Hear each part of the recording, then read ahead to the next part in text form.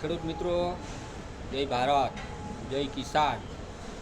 ખેડૂત મિત્રો, માલધારી ભાઈઓ, આમ તો આપણે વિચારીએ છીએ કે આ જમીનના ભાવ દર વર્ષે દર મહિને એટલા વધે છે એટલે આ મુદ્દો છે શું મિત્રો?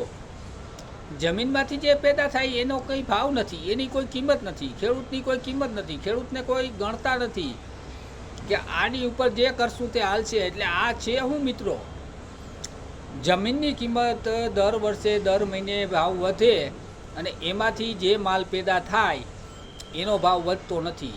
ક્યાંય તમે એવું સાંભળ્યું નાની મોટી ફેક્ટરી કે કંપની એમાંથી જે પેદા થાય એનો ભાવ ઘટતો હોય દર વર્ષે? એવું ક્યાંય જોયું તમે?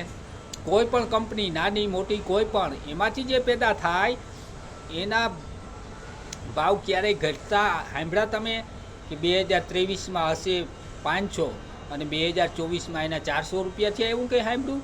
આ તો જમીનનો ભાવ વધે છે, જમીનમાંથી જે પેદા થાય એનો ભાવ દર વર્ષે ઘટે કાંઈ નાય લેવલ. એટલે આપણે જે માર્કેટમાંથી ખરીદવાનો હોય માલ એનો બધેનો ભાવ વધતો જાય, આપણે જે પેદા કરીએ છીએ ખેડૂત મિત્રો એમાં ભાવ ઘટી જાય કાંઈ નાય લેવલ. 12 મહિના પછી જોઉં તો 1000 રૂપિયા હોય તો 1000 ને 1500 હોય તો 1500.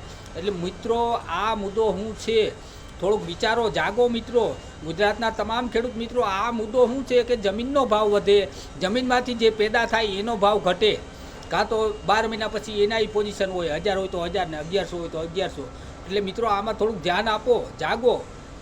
જે વસ્તુ જમીનમાંથી પેદા થાય એનો ભાવ ઘટતો જાય, કાં તો એના પોઝિશન, અને જમીનનો ભાવ દર વર્ષે વધતો જાય. શું છે આમાં? છે શું મિત્રો? થોડુંક વિચારો. જય ભારત.